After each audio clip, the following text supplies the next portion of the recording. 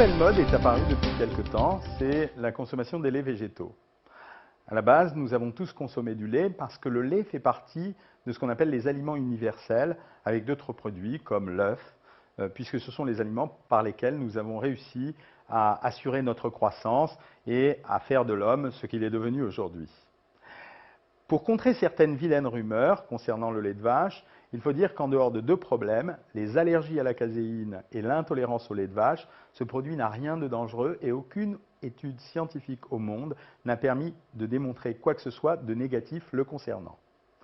Les laits végétaux sont en réalité des jus qui sont extraits à partir de certains produits comme les amandes, les noisettes, les châtaignes et particulièrement connu le soja.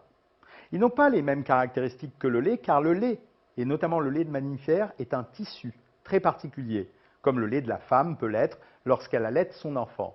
Mais ce sont des produits qui conservent les caractéristiques d'un jus minéral, c'est-à-dire qu'ils vont contenir des minéraux, et de temps en temps, lorsqu'il s'agit de produits comme le soja, de contenir beaucoup de protéines, puisque le soja lui-même contient environ 15% de protéines. En aucun cas, ils ne peuvent remplacer le lait de vache, mais pourquoi ne pas les accepter comme une boisson comme une autre? Après tout, on consomme bien du jus de raisin, on consomme bien du jus de pomme, on a le droit de consommer du jus d'amande ou du jus de soja. La particularité concernant le soja, c'est le déficit en calcium que ce jus peut contenir, alors qu'il a une appellation de lait de soja qui n'est pas tout à fait exacte. Je ne parle même pas des autres. Pour récupérer cette insuffisance en calcium, vous avez le choix au gré soit d'augmenter votre consommation de calcium sur les autres produits, par exemple en mangeant des fromages ou en prenant d'autres produits, notamment certains poissons qui sont riches en calcium, soit de le compléter artificiellement.